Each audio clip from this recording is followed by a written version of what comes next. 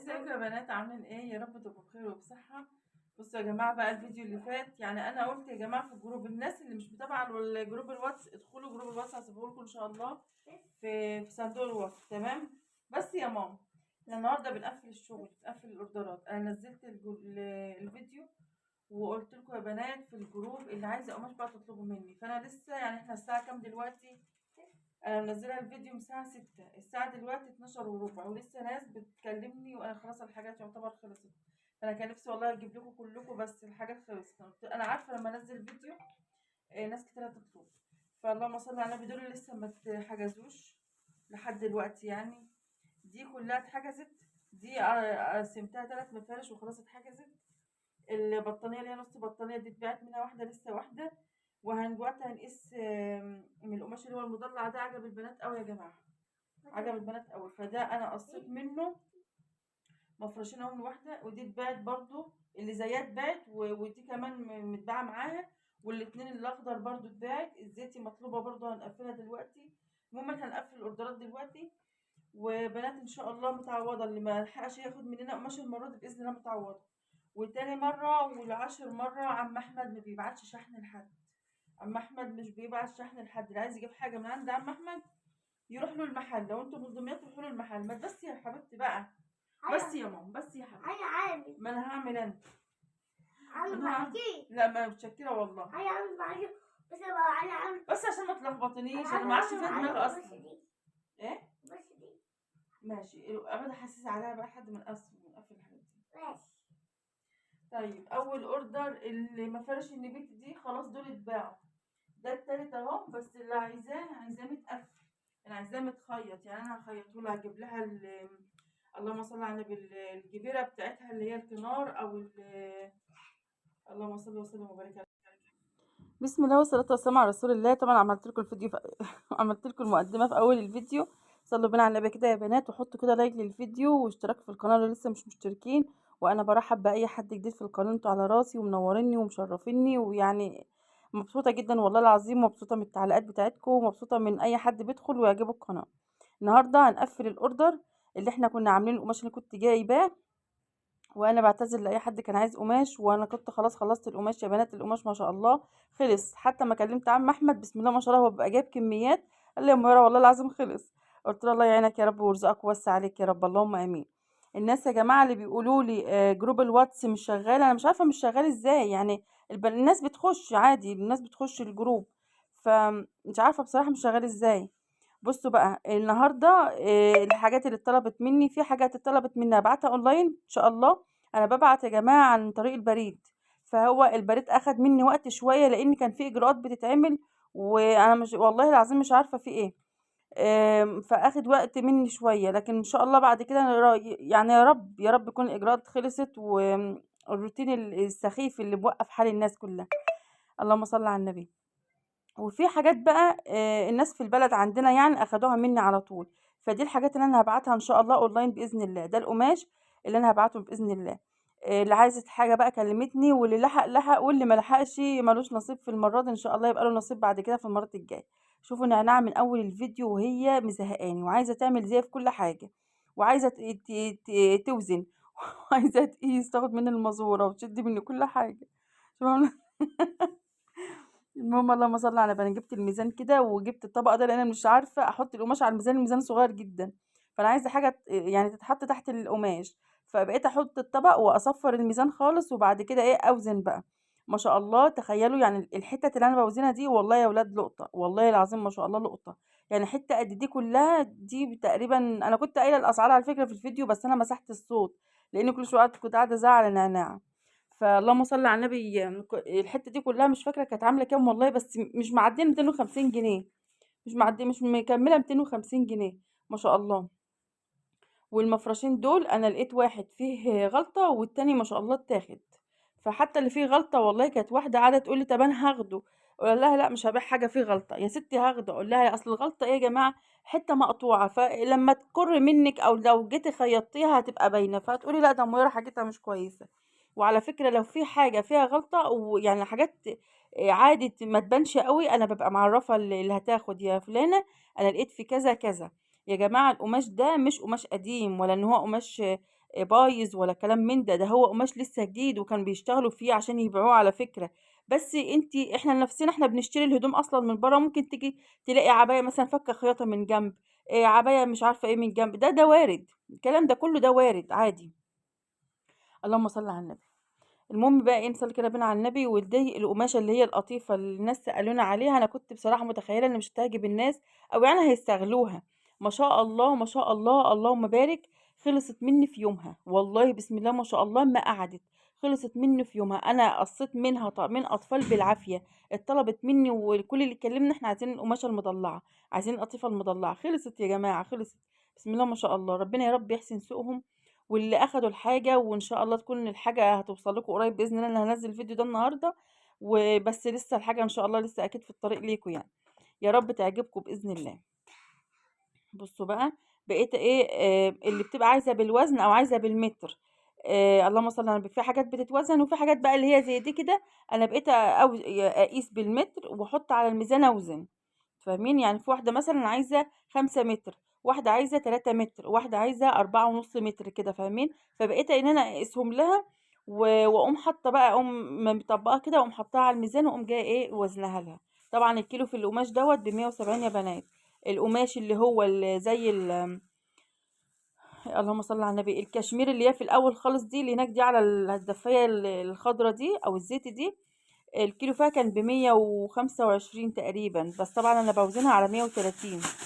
في حاجات بوزنها بس يا ماما، بس يا حبيبي، بس يا نانا. نكمل بقى يا بنات الفيديو. هنا اللهم صل على النبي، انا كنت بصراحه يعني تعبت لان القماش ده عشان قطيفه وفيه وبر عاليه وكده فبتعب لي صدري. انا عندي حساسيه على صدري، فلما باجي اخيط اصلا في القماش ده بتعب جدا والله العظيم. يعني اليومين دول انا من اول ما بدات في خياطه القماش دوت وكده وانا صدري تعبان اصلا. فالمهم انا ما قدرتش ان انا اكمل الفيديو، فانا ايه قلت لا انا هريح شويه بعد كده نبقى نكمل. المهم عندي القماش، بس انا عامه عرفت بقى وزن كل حاجه ومش عارفه ايه وسبته. وقلت هريح شويه واشرب حاجه سخنه كده وبعد كده نبقى نكمل بقى نكيس الحاجه تمام. هنا بصوا انا كنت جايبه اكياس. انا عايزه اكياس كبيره، اللهم صل على النبي، بس كبيره وتكون جامده، وبس تكون ما تبقاش سمره زي اللي هي عزكم الله بتاعه القمامه دي. بس انا ما لقيتش، جبت اللي هو الرول اللي هو لونه بنفسجي ده على اساس انه هيبقى كبير شويه، لقيته اكياس صغننه جدا، فقلت كويس انا جبت الاكياس السمره برضو معايا. اللهم صل على النبي. فانا هحط فيها بقى، طبعا كده كده مش هتروح لهم في الاكياس، يعني هي ان شاء الله تتحط لهم في كراتين وبتتظبط يعني. خلاص، بس طبعا لازم انا احطها في اكياس وكده. اللهم صل على النبي. دي اللي هي الحته البقره، ناس كتير جدا جدا عايزينها. عايزين الحته البقره دي. الكيلو يا جماعه فيها كان ب130. دي قماشها بولر جميله جميله وتقيله جدا ومحمله، وبسم الله ما شاء الله اللهم بارك. يا رب يبارك للي صاحبتها اللي هتاخدها ويرزقها ويجعلها كده ان شاء الله وش السعد عليها. بصوا بقى دلوقتي ايه، كل حاجه انا وزنها خلاص، فبقوم حاطه الاوردر دوت اجمعه كله الاول على بعضه، وبعد كده الاوردر اللي هنعمل مع بعض النهارده اوردرين بس. اللهم صل على النبي. بجمع كده الاوردر واحطه في جنب عشان خاطر ما نتلخبطش. وبعد كده اجهز الاوردر التاني برضه احطه في جنب عشان خاطر ما تلخبطش. هسيب لكم ان شاء الله رقم عم احمد، بس رجاء لو انتوا من بره دمياط ما تكلموهوش لان هو مش بيبعت شحن. بجد هو يعني بيقول لي يا ام يارا انا ناس كتير قوي قوي قوي بقت تكلمني، بقول ناس كتير بتكلمني وجاي من عنده ام يارا بس انا مش ببعت شحن لحد. فقلت له خلاص تمام. قال لي انا يعني ايه كذا حد كلمني، قال احنا كلمنا عم احمد وقلنا لا اكلمه ام يارا، اتفقوا مع ام يارا. قلت له والله العظيم انا قايله لهم اصلا كذا مره ان عم احمد ما بيبعتش يا بنات شحن لحد، فلو سمحتوا ما حدش يكلمه ويقول له بعت لنا شحن، هو مش ببعت شحن. لكن لو انتوا من دمياط هو عنوانه ما يتوهش، عنوانه في اللهم صل على النبي كفر سعد. التف...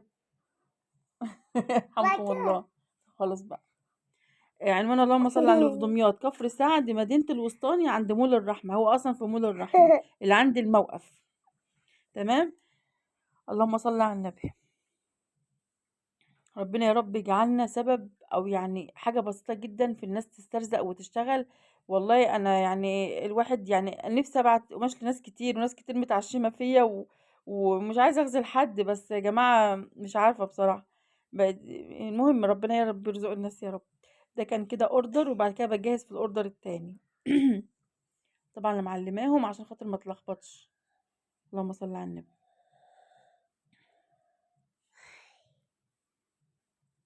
انت عايزه ايه يا بنتي؟ دي البطاطين دي ما شاء الله والله العظيم، واحده جات لي على اساس ان هي كانت عايزه تاخد منهم واحده، دي مفارش يعني، او مش نص بطانيه، مفرش، بس ما شاء الله الوبره بتاعته بسم الله ما شاء الله بتدفي جدا. فما قلت لها يعني تخيلي كده بكام؟ قالت لي ب 500 ب 600 والله العظيم. قلت لها لا، ولا ب 500 ولا ب 600 ولا ب 400 ولا حتى ب 300. بقت الست قاعده مذهوله، قالت لي انا هاخده. قلت لها لا خلاص، اللي سبق اكل النبأ بقى. قلت لها لا خلاص محجوزين. فما عرفت ما شاء الله سعرهم قالت لي انا كنت عايزاه. قلت لها خلاص بقى ان شاء الله الدور الجاي لو جبنا منه يبقى لك نصيب باذن الله. اهو بحطهم كمان في كيس كده اهو. ان شاء الله كده ادعوا لنا يعني نكبر ونكبر شغلنا ونكبر حاجتنا ونعمل بقى اكياس باسمنا ولوجوهات باسمنا وان شاء الله كده يعني الواحد بيحلم بحاجات كتير، فيعني واحده واحده كده الواحد يحقق احلامه. ربنا يعينكم يا رب، ربنا يعينكم. والله ناس كتير جدا بتكلمني انا مبسوطه، اللي تقول لي انا شغاله على مكنه وعايزه ابدا شغل، ابعتي لي شغل كذا، انا شغاله وبصرف على العيال ومش عارفه ايه، فابعتي لي شغل كذا. انا ابقى كدابه عليكم لو اقول لكم ان انتوا عشان تشتغلوا النهارده وبكره هتصرفوا على بيت وعيال ومصاريف ومدارس وهلم جرجر يعني. ده كان واحدة خلاص برضو واخداه في الاوردر بتاعها، والتاني التاني لقيت فيه زي ما قلت لكم كده ايه معيوب حاجة بسيطة.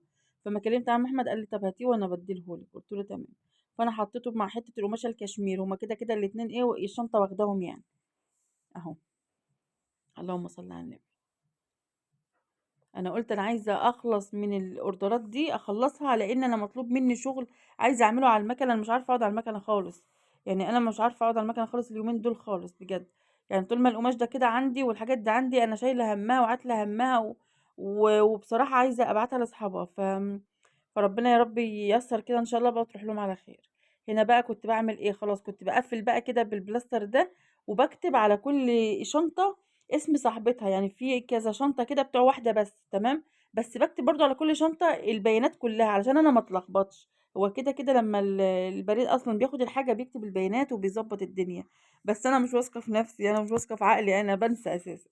فعشان انا ما اتلخبطش فبكتب على كل شنطة اسم اسم صاحبتها يعني بالبيانات بتاعتها كلها. قعدت كده كتبت في ورقة كده كل واحدة ببياناتها بتليفونها بعنوانها بكله، وكل شنطة اقوم حاطة ايه ورقتها عليها عشان بس ما انساش. وبقفل بالطريقة دي كده عشان خاطر يبقى كده خلاص اتقفلوا، وبإذن الله خلاص يعني خلصوا يعني اهو. عليكم السلام.